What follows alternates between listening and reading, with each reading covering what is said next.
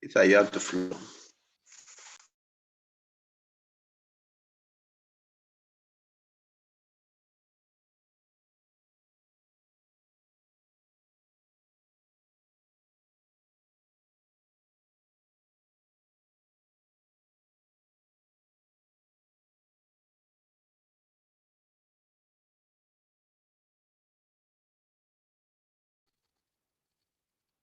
Peter, you can begin if you're ready.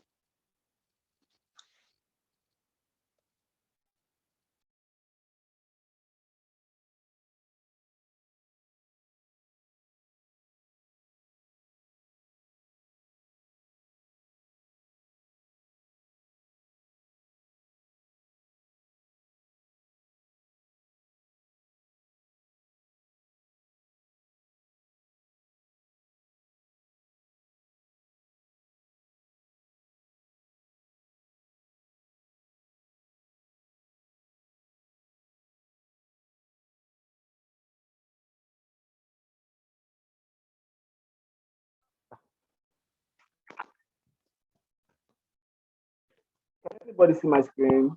Hello? Hello? Yes, Yes, we can. Peter, it's we can see visible. your screen. Yeah. Can see my screen? Waiting for this feedback. But good morning. I think your audio is not really clear. So I don't know if it's my end there. Okay, on now. My audio enough. Yeah, it's Yes, you are breaking from my somehow, end. but yeah, it's From my breaking end, you are somehow. audible enough. Let me go on with the presentation. There's not enough time. All right. Yeah, you can actually make your slideshow full screen. Okay. Then navigate you to your direction button. All right. Good morning, guys. I'm presenting internet security. So I'm going to run you through on what basically internet security is all about. It's not a new thing. We are all familiar with the term security and internet security.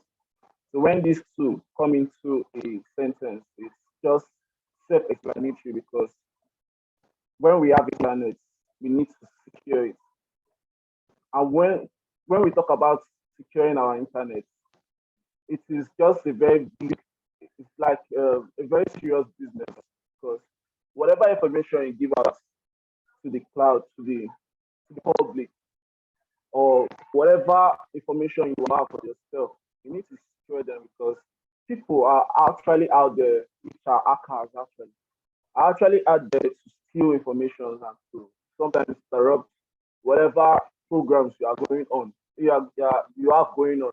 So when we talk about internet security, it's a term that describes security for activities and transactions made over the internet. It is a particular component of the larger ideas of cyber security and computer security. So basically, internet security is just a very serious issue, and we need to actually have this in mind whenever we're having information displayed out there.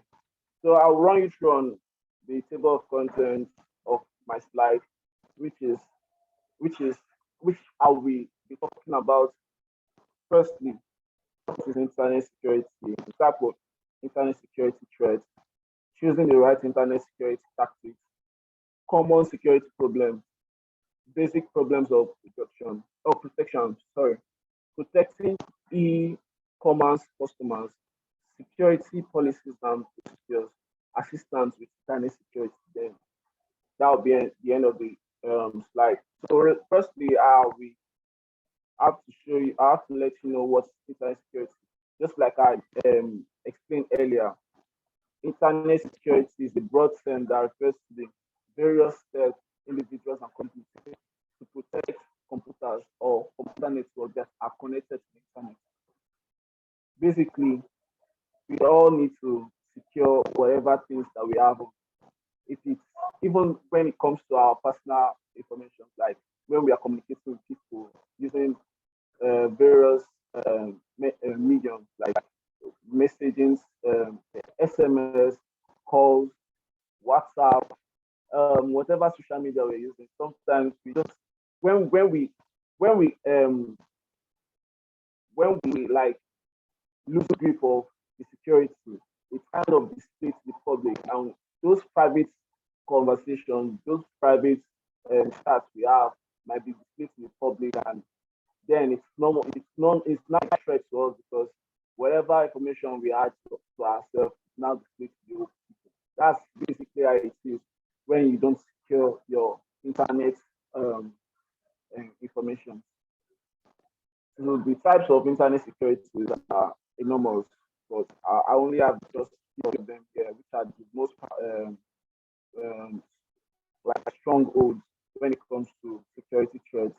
We have malware, computer worm, spam, phishing, and botnet. Um, this web, this web threats, this internet security threats presents users with lots of information and services. It also includes cyber risks. Cyber attacks are only increasing in sophistication and volume, with many cyber criminals using a combination of different types of attacks to accomplish a single goal. So just like it's listed here, we have various types of security threats, which is malware, a short form for malicious software. Malware comes in various forms, including computer viruses, worms, trojans, and dishonest spyware. So all these things they come like applications. Sometimes you even download them on your phone. Um, Thinking it's just a regular app that you can use to facilitate most of your activities, not knowing that it's actually a spy ware or a virus, and that can be used to hack into your device. So computer worms, spam, phishing, botnets, all these are basically the security threats we have out there. So sometimes we need to actually have some tactics in securing our internet. And I outlined them here on this slide, which shows the right internet security tactics that we need to apply. So internet security requires a combination of several tools and technologies to properly safeguard data. It's important to consider several types of internet security strategies when taking proper measures to help keep your network secure. These tactics can include browser selection, multi-factor authentication. We are aware of this. A lot of us are aware of this. Email security, firewalls, browser selections. I'll just have to explain that quickly. Well, after reading this, each browser has its own security measures in place, but some can have various flaws that allow hackers and cyber criminals to explore and invade. Ensure that you are using a secure browser to reduce the risk of compromising your computer network. Yeah, browser selection. When you are actually using some browsers like Brave or Mini, Chrome, or what have you, sometimes you come up with different ads and all. The best way to just avoid some hacking tactics is by blocking some of the ads, because it's not actually good when you are browsing and all these things pop up. It's and once you accept some cookies that come up, it's it's actually they actually have a way to invade into your internet. And although it's not good, we just have to like imbibe um that idea of not even accepting. Multi-factor authentication. We have this in various social medias right now. People that actually have access into your it is hard for people to have access to your account when you set up multi-factor authentication, because it gives you a notification whenever someone is trying to invade into your account. This is actually a good one because If you don't give the permission, there's no way they can get into it. But if you mistakenly give a permission, that's when you are giving them access to it. So multi-factor authentication help you in securing it and giving you notifications whenever someone is trying to tamper with your account. Email security, we have them in our email general settings where you set it up and it gives you notification whenever someone's trying to get into your email. And firewalls and what have you. We have a lot of securities. I have limited time because I have a fellow presenter that I will also give a chance to present. So I have to be quick with time doing the common problem, security problems we have. We actually have a lot of problems when it comes to securing, but sometimes, but we only have just I only have just these few ones just outline. So hackers have two main methods of causing problems for businesses, computer business and computer systems. They either find a way to enter the system and then change or steal information from the inside, or they attempt to overwhelm the system with information from the outside, so that so that it shuts down. One way is a hacker might enter a small business computer network is through an open port input source, yes, or an internet connection that remains open even when it is not being used. People, all these hackers they work tirelessly just to get what they want. I don't know, but this is what gives them joy, and in a way also give them money as well. Because I don't think they will actually venture in stuff like this, start getting making ends meet. So they work tirelessly just to check out websites that are open that they can actually invade in.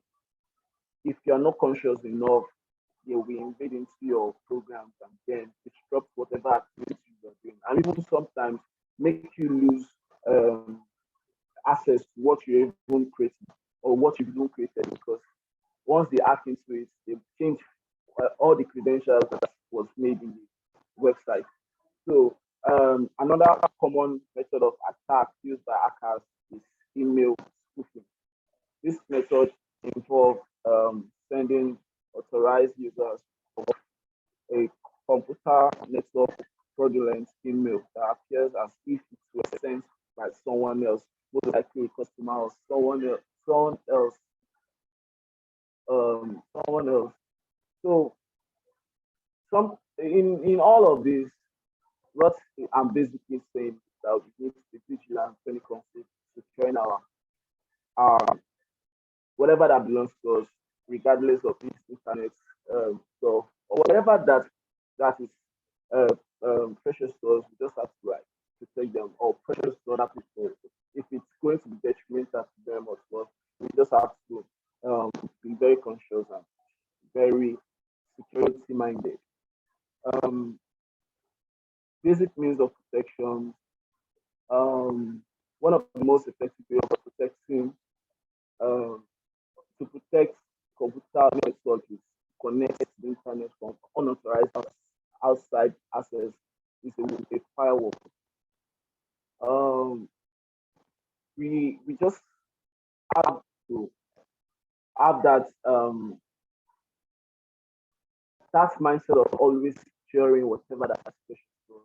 Just like I said earlier, we always have to like look for ways to come up with security methods in securing our activities, our website, our apps, and all that are coming from us, or all that we are working on. So these are the things that we need to even look into.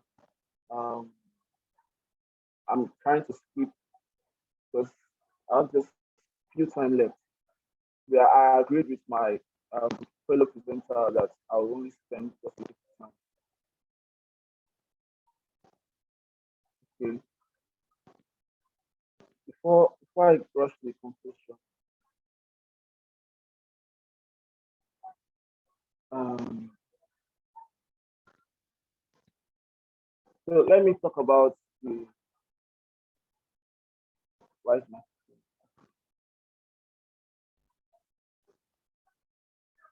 Before I rush this conclusion, let me talk about the security policies and procedures. In order to prevent unauthorized external access to the computer system, administrators should define access rights granted to suppliers and customers. They should also make sure internet ports are secure and possibly implement a policy.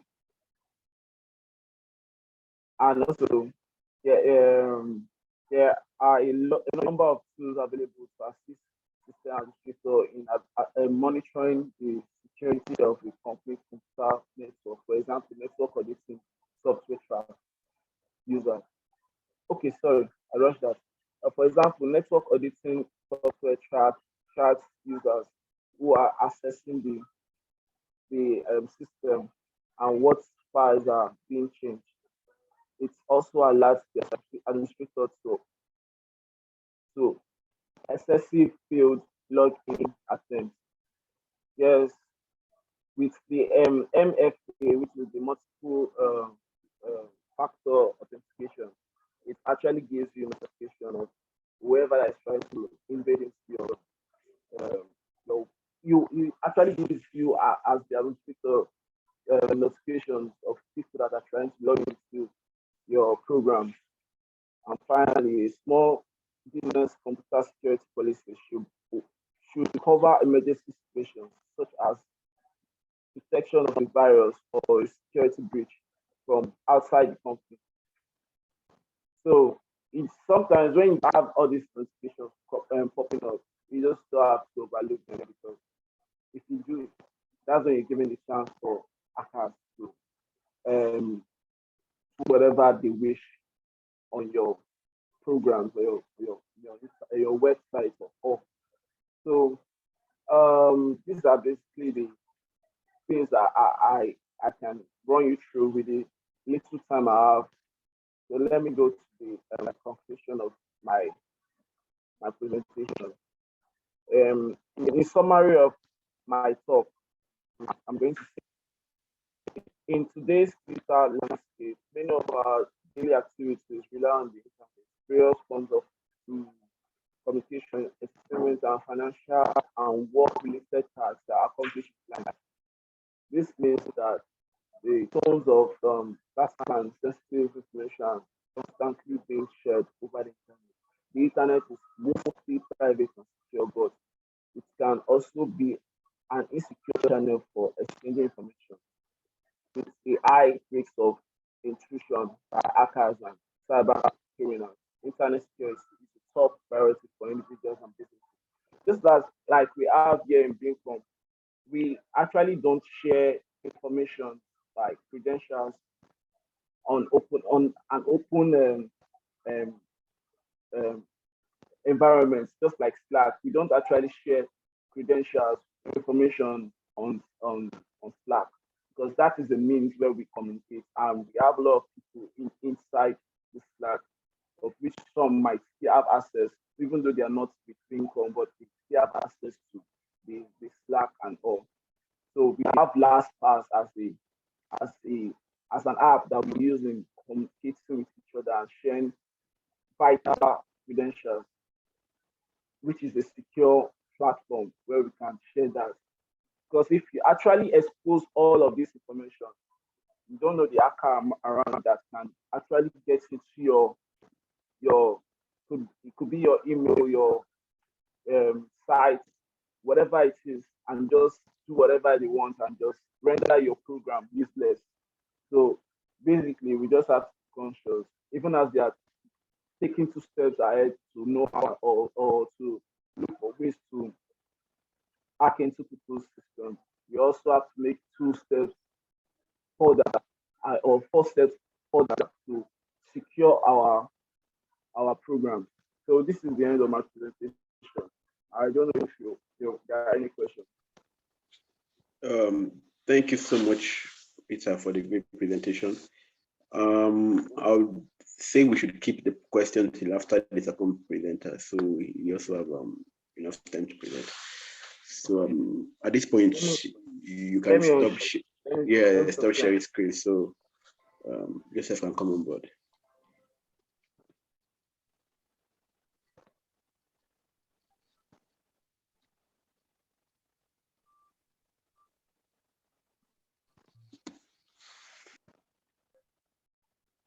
Good morning, everyone. Good morning, everyone. Yeah, good morning. Joseph. Yes, please give me a minute while I bring up my screen.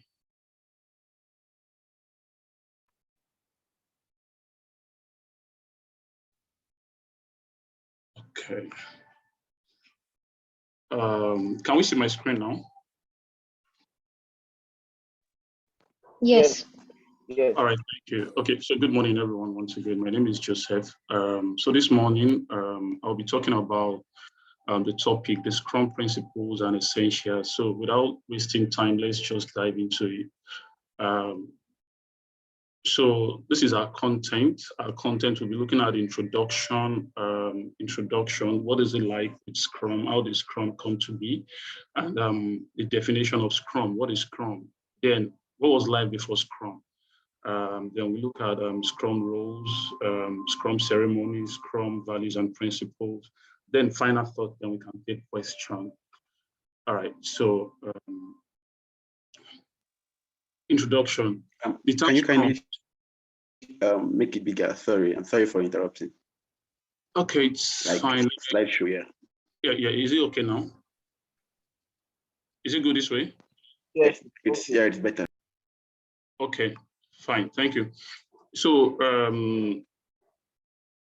the term Scrum was first used in January 1986 when it was published in Harvard Business Review by two Japanese professors, Hirotaka Takeuchi and Ikujiro Nonaka, in their article, The New Product Development Game. Yes, you heard that twice, new. It's not new. So in the article, they took a pragmatic look at the Toyota idea of coming together to solve a problem. So after their findings, they introduced a sporting metaphor from the game of rugby, which today we know as Scrum. So Scrum came from rugby. It referred to a team working together on a common goal. So that is how we come about Scrum. So what is Scrum? Scrum is an agile management framework used to develop and manage iterative and incremental projects. So Scrum involves breaking a complex task into smaller stages. You review and adapt changes throughout the process. So, and just so we know, Scrum is widely used globally because it increases the productivity of a team while reducing waste and redundant activities. So, what was life like before Scrum? So before Scrum, we have miscommunication. There was a great deal of miscommunication between business and development team, which leads to them, doing a whole lot of rework.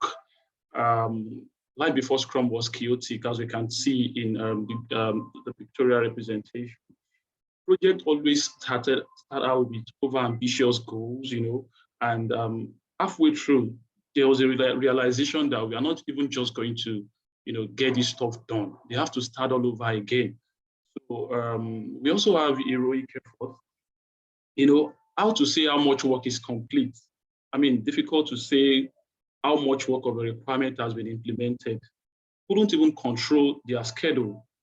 And what else do we have here? We have heavy documentation. So there was a whole lot of heavy documentation. Between 60 and 70% of the time was documenting and not actually working or developing. So we come to the Scrum roles. So what are the Scrum roles? For a Scrum team to function properly, we have three major Scrum roles. So we have the Scrum team, we have the Scrum product owner, the Scrum master, and the Scrum team members.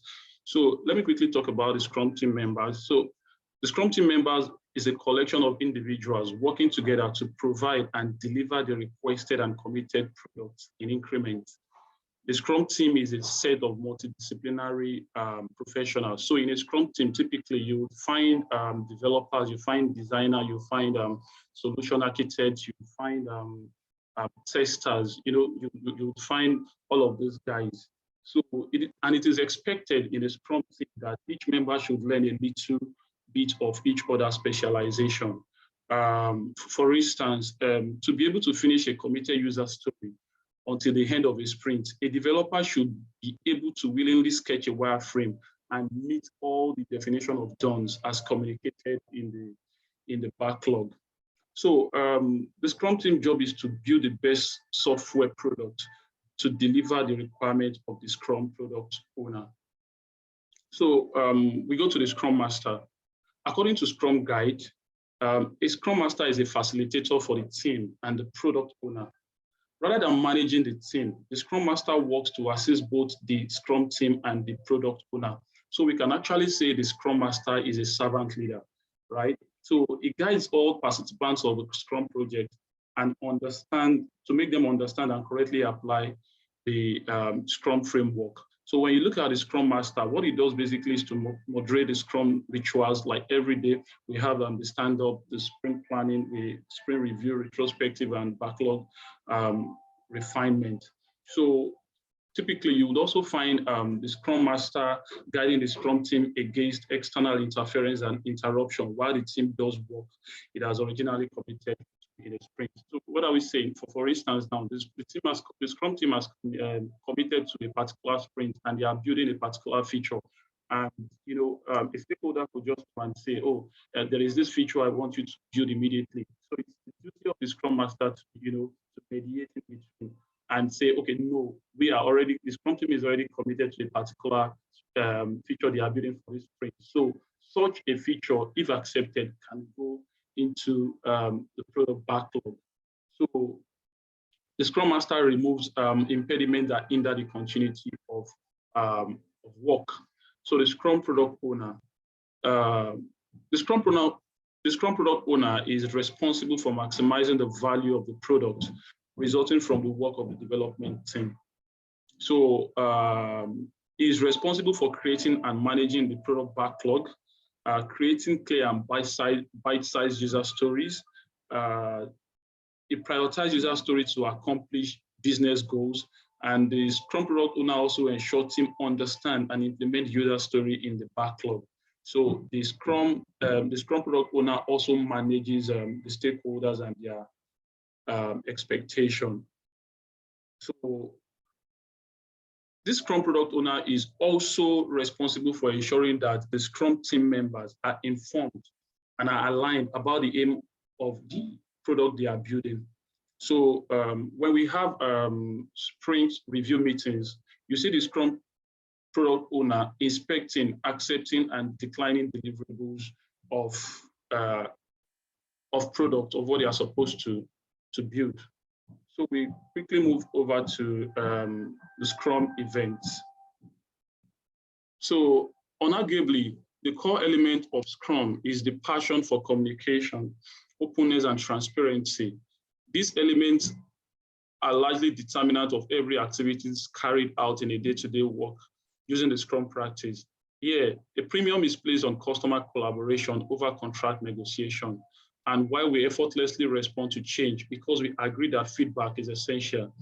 Due to this, Scrum inspires us to embrace and practice 5 essential events during a sprint. This is to help us work efficiently and collaborate as well and improve our knowledge and become more efficient subsequently. So we'll quickly look at the Scrum events that we have. So in no particular order, we have the daily stand-up.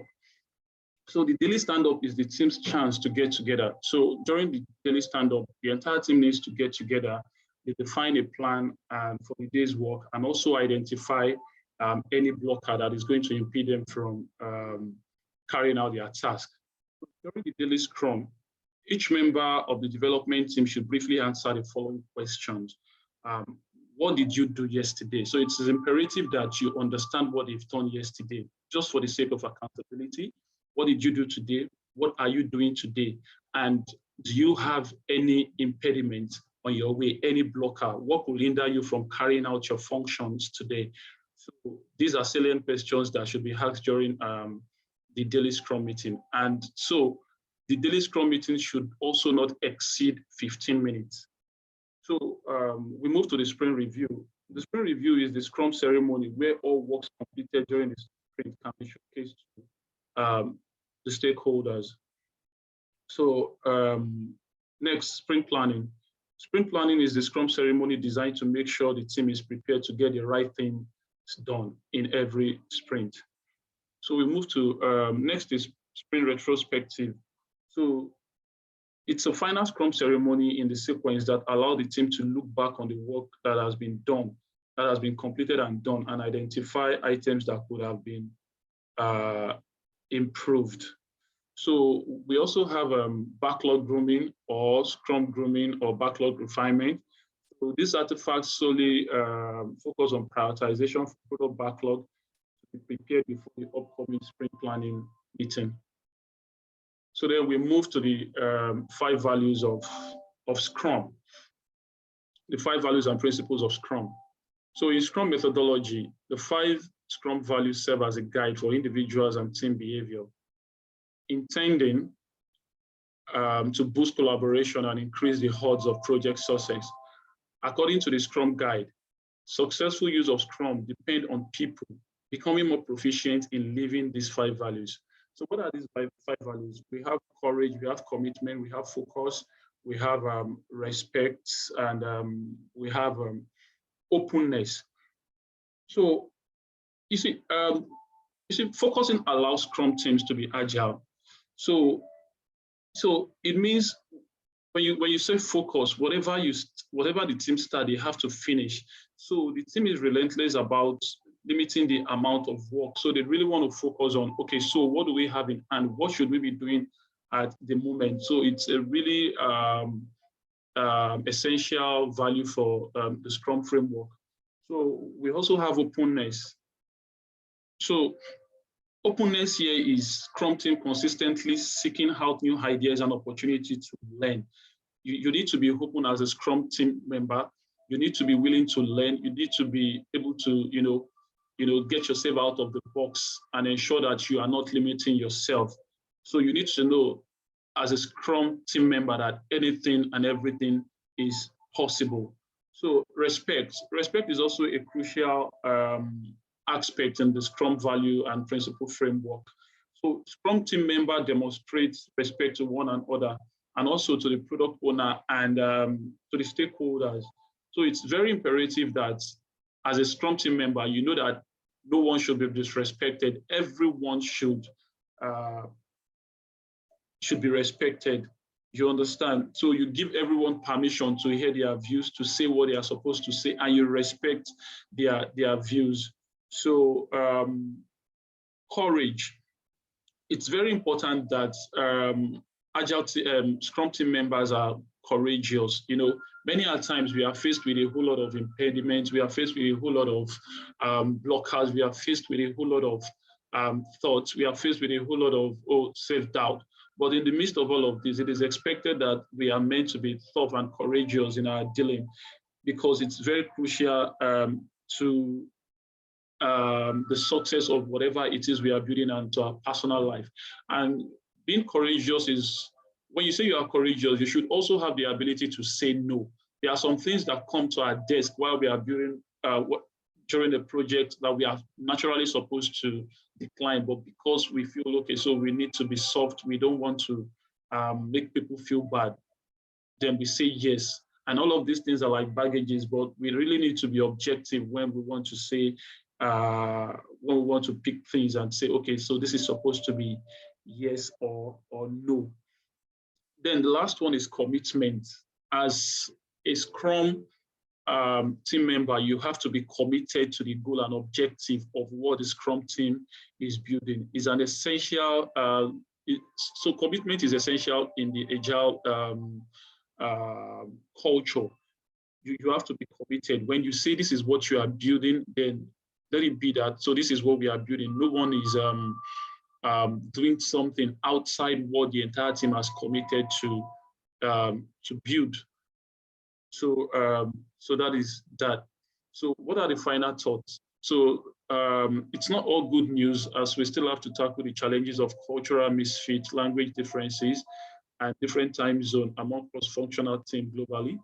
Even at that, life with Scrum is like a sunshine that has brought about employee satisfaction in the workplace, better communication, more perceived value to the market, customer satisfaction, and perceived values to organization. The Scrum values are tremendous principle for individuals and teams to adopt personally and in organization. This will enable teams to solve the most difficult task, foster teamwork, and give precision. So, thank you very much. So the floor is open for questions. Yeah, Joseph, thank you very much. I don't know about that, but I really, really enjoyed this topic, and you actually shed more light on Scrum. Yeah, for question, we're going to start from the previous presenter. So you can bring in your questions.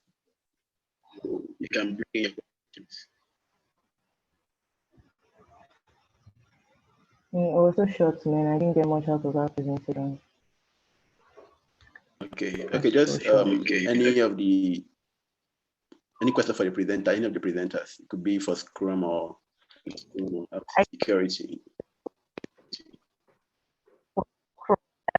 Joseph, just to be sure that I understand what we're talking about, or I'm just whining myself. We are currently running a Scrum model in Bincom, right? To be sure, because it sounds like it. I just want to be sure that I know what I'm thinking. I know. Okay, please go ahead. Yeah. She asked if the methodology we are using in Bincom is Scrum. So earlier yesterday, Nika posted something on Slack that yes, it should be Scrum methodology, Scrum framework that we are using, and Nika also posted something on Slack yesterday concerning that. So I'm trying to check it out if I can still see it. So she said something about the entire team fully transitioning into the Agile methodology. And of course, so I would want to agree and say, yes, what we are running on at Bincom is the Scrum framework.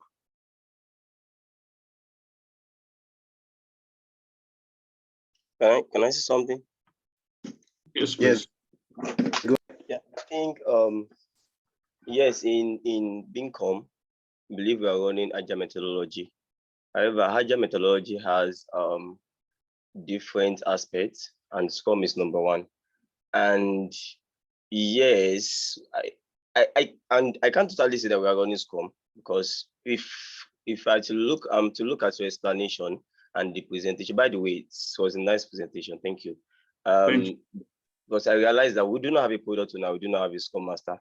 So sometimes I realize that the IT project managers are the one, they are the Scrum master and they are the product owner. So to me, it's more like IT project manager is a product manager, let me put it that way, because some companies actually have product manager and they don't. If you have product manager, you don't need what's it called, the product owner separately and then the Scrum master separately. So, and then there are other parts like extreme programming, lean, and so on. So for me, I would just say that we are using maybe 60% of Scrum and then combining other methodologies. Okay. Okay. Yeah, I agree with you. Okay. I can't believe I missed this. Network cut me off, man. Hello. Okay, Nuruddin, please go ahead. Okay, my question is, many times we heard about Agile methodology, we heard about Scrum. So what I want to do is that, can you tell us about the relationship between the Agile methodology, the Scrum? It's like it's never like it is not a Scrum on. We have something like Agile methodology under it. Can you try to tell us the relationship between it, the difference, the likeness? about what Scrum is all about than what Agile is about. Okay. So thank you for that question, Nuruddin. And so before I answer your question, let me quickly tell Peter thank you for keeping to the time. Sorry, I should have said that before I started this presentation. So difference between Agile and Scrum, like what is the difference?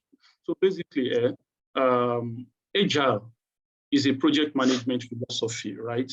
That utilizes a core set of values.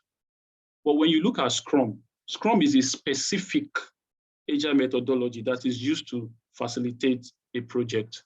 So when you look at the Scrum methodology, the Agile methodology, right, there are a lot of framework. And one of the framework of Agile is Scrum, but it can be used interchangeably. Okay, so more like the Scrum methodology is one of the ways you can achieve, okay, let me say the Scrum principle. It's one of the ways you can achieve Agile methodology, right? Yes. Oh, yes. Yes, yes. Okay, thank you. Picking up from where you stop, do you mean that we can actually use Kanban to achieve Agile methodology? Can I? Yes. Can I? Okay, yeah, Olaloa, please go ahead. Can I add something?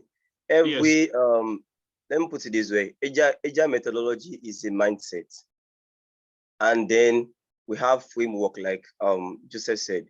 So the frameworks under Agile methodology, you have Scrum, you have Kanban, you have Lean, you have Extreme Programming.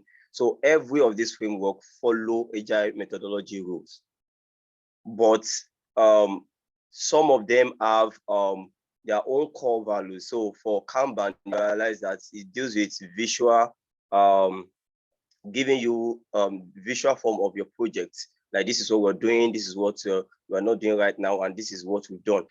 So that's what they do on Kanban. But for Extreme Programming, they focus on the programming itself, how to people can come together to do to make the programming work better than the people that are actually using Scrum.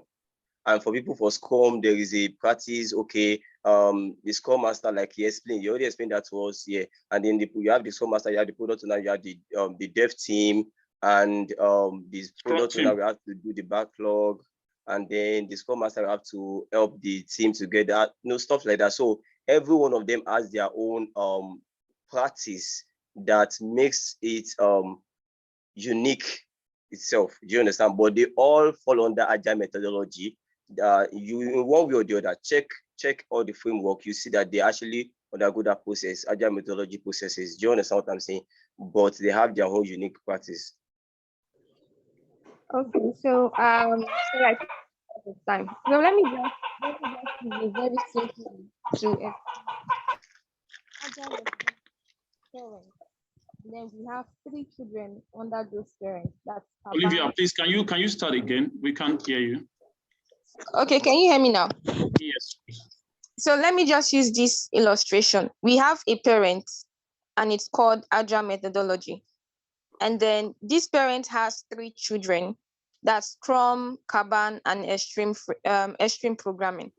So just like normal human behavior, every child has different things that makes them unique. So that's just what everything that has been said simply is. Yeah. All right. Thank you for that, Olivia. Hi. Yes, good morning, sir. I'm very sorry, we might not be able to take another question. Okay.